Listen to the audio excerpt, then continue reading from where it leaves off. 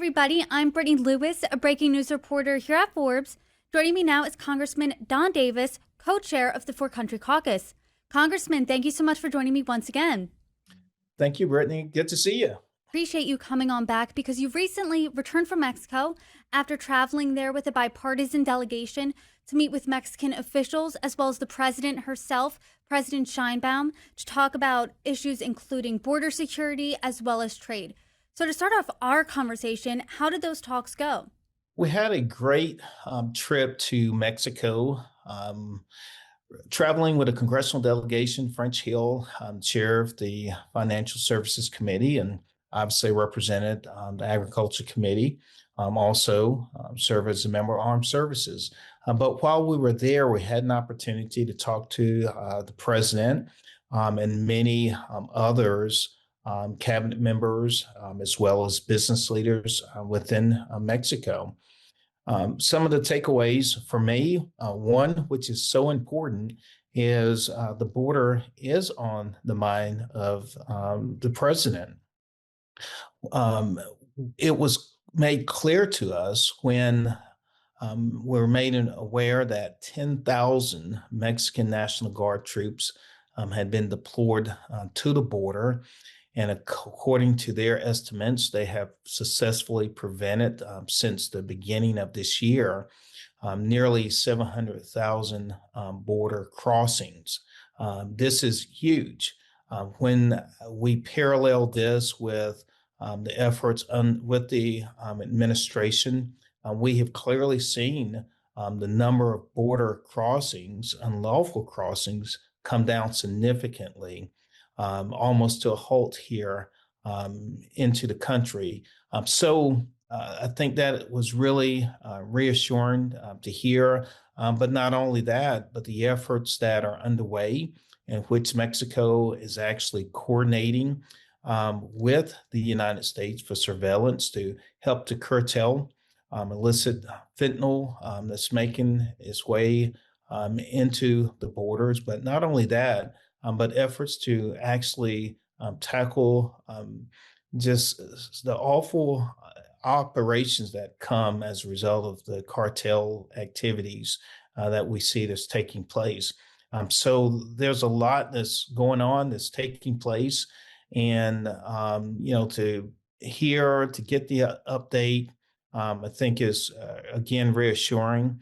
And we need to continue to make sure that we have a secure border. And I believe it's top of mind of not only the United States, but also the president of Mexico. I'm curious where the president of Mexico's head is at when it comes to fentanyl, because President Trump said that trade negotiations with Mexico are still ongoing, but that 25% fentanyl tariff is still in effect. What does the president of Mexico think about that? And do you personally think that's an effective deterrent? Yeah, what I can't necessarily officially speak on behalf of the president. We can definitely confirm that we had great conversations around trying to curtail illicit fentanyl activities. We can also definitely verify that we understand the importance of the United States and Mexico's relationship. Our economies are intertwined, and therefore it's important now more than ever that we're able to work through some of these challenging issues that, and quite frankly, challenges not only for us, but challenges for Mexicans, on the Mexican side of the border. So, I'm saying all this to say that we have to do everything to curtail nearly 200 overdoses that's occurring every single day in this country.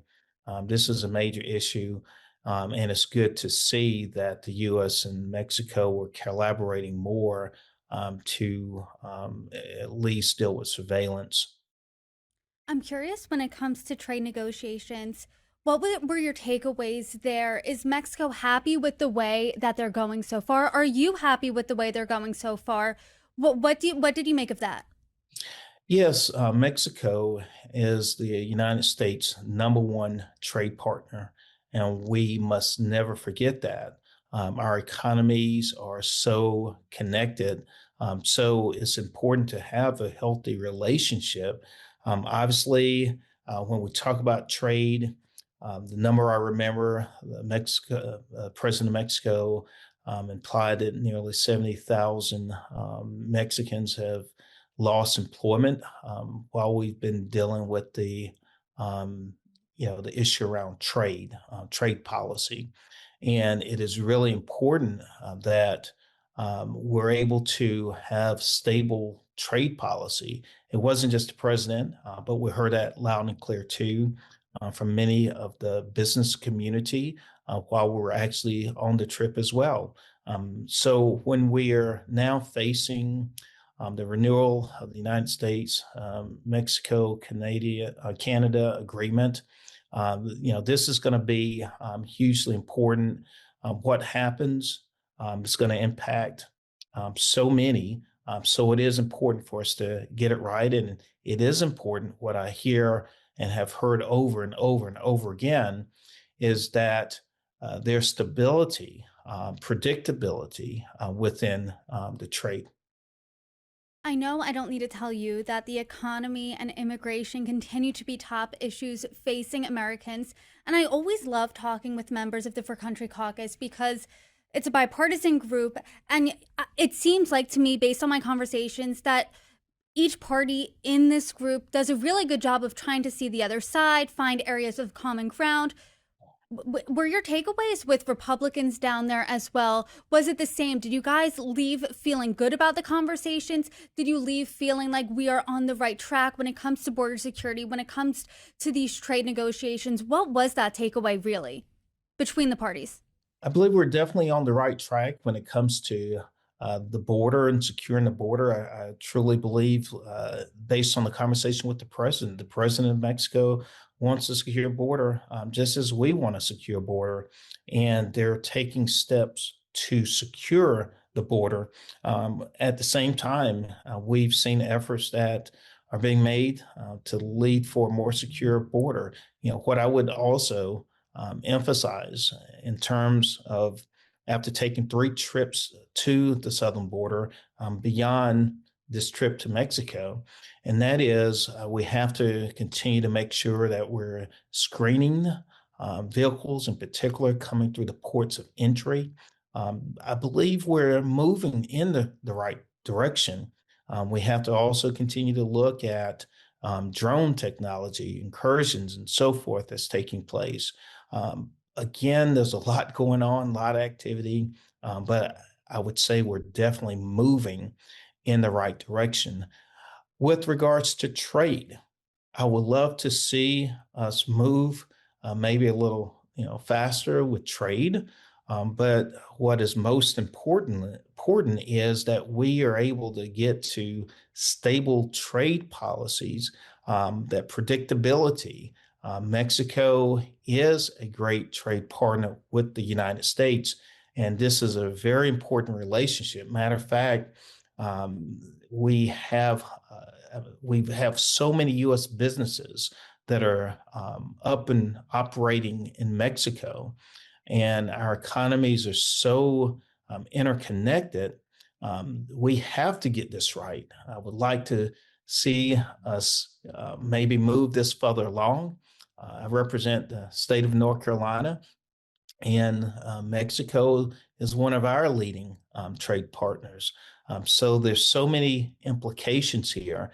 And when I think then of groups such as the For Country Caucus, I do believe that we are setting the stage to lead by example, even in the Congress, when you have members who've served our country wearing the uniform, that's able to come together and put service above all things. When we look and reflect on the 118th Congress, we actually endorse as a caucus, and you have to get to a 75% threshold to get to an endorsement.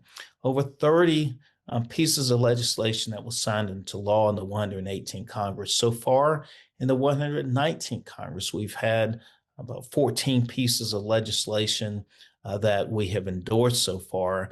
So it is important for Republicans, Democrats to come to the table in the real way to tackle these issues, the same as when we talk about the United States and Mexico.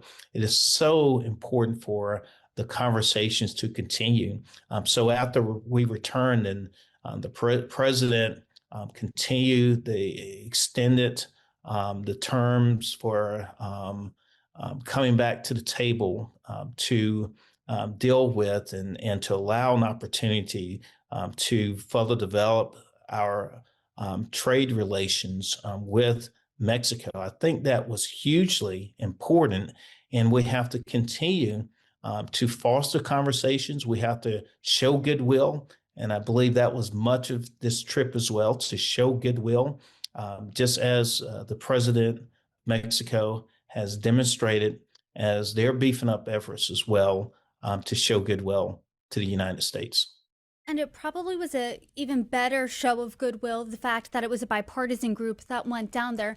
And I'm curious, just based on the sense of that meeting, based on meeting with the business community in Mexico, did you get a sense from them that they really believe that the trade deal, the trade negotiations with President Trump and America will get beyond the finish line here?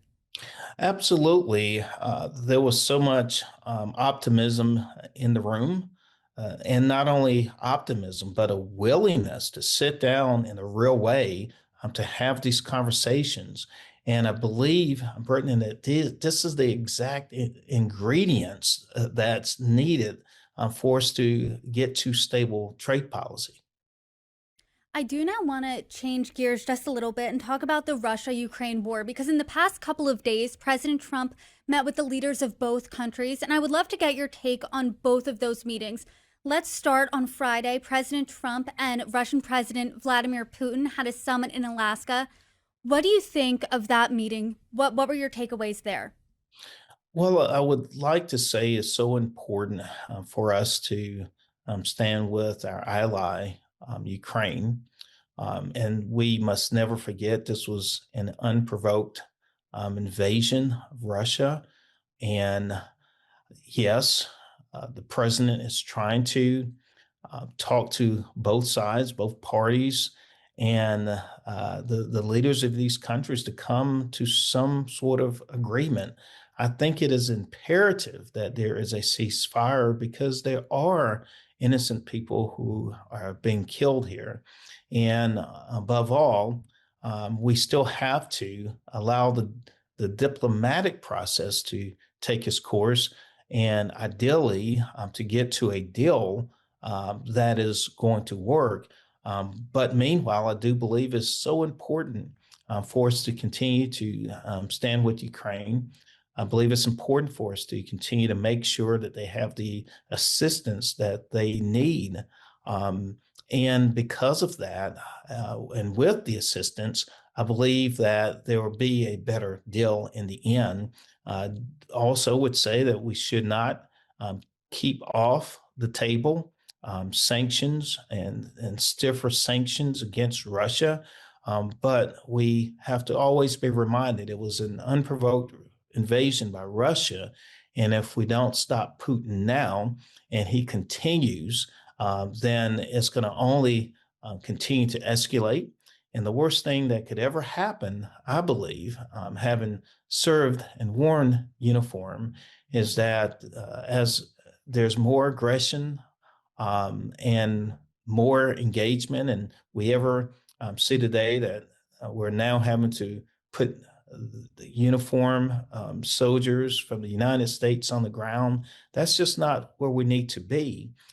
Right now, we need to continue to work through Ukraine so that we can continue to push back and through a diplomatic process, I believe, come to a stronger agreement. I'm curious if you think that the Trump administration is forgetting that this was an unprovoked war that Russia started, because Putin got the handshake photo. Putin was greeted on American soil by the President of the United States. A luncheon menu found at the site said, in honor of His Excellency Vladimir Putin. Is this A, legitimizing Putin on the world stage, in your opinion? And B, if Russia's getting all of this, what exactly is the United States getting in return?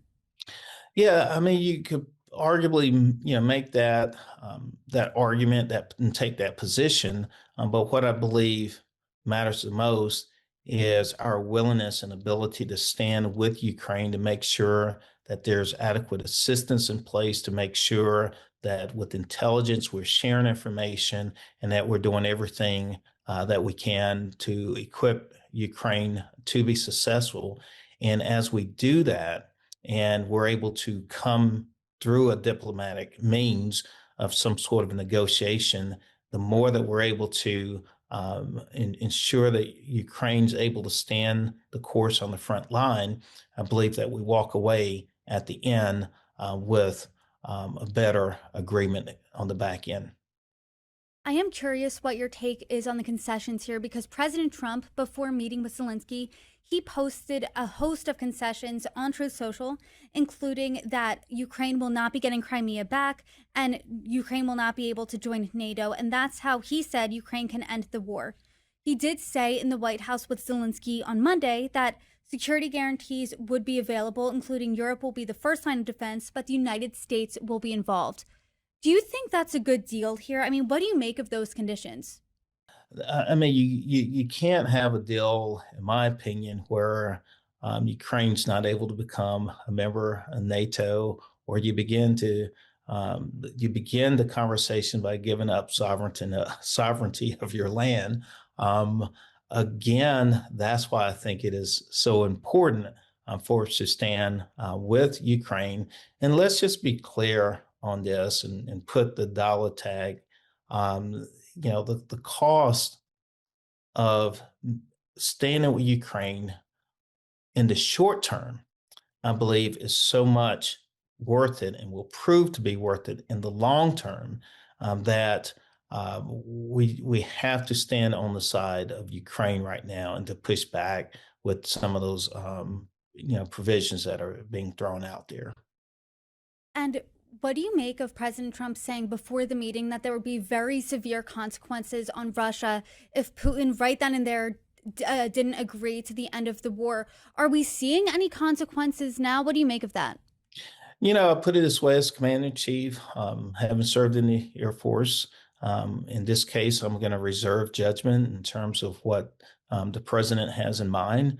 I can tell you, me personally, when we shift gears for a moment and look at how we were able to go into Iran with the B-2 Spirit, and just send a message: hey, here's our capability. You see what we're able to do, regardless of to the extent in which their nuclear programs have been delayed. It showed strength. It showed our ability to actually mobilize our forces in a way that was, I thought, very well intended. So we bring strength, I believe, into a lot of these conversations. And I just believe that as we're standing again, with Ukraine, and others see our capacity, our ability, what we're able to do, obviously there is a deterrent factor. And not only that, but I believe we should use our strength at the end to combine with diplomacy to get to the best deal. And how do you think, specifically in this situation, America should use their strength? Because you did bring up Iran, and the United States did drop bunker busting bombs on multiple nuclear sites in Iran. Are you suggesting that the United States gets involved militarily? How do you think we show strength here?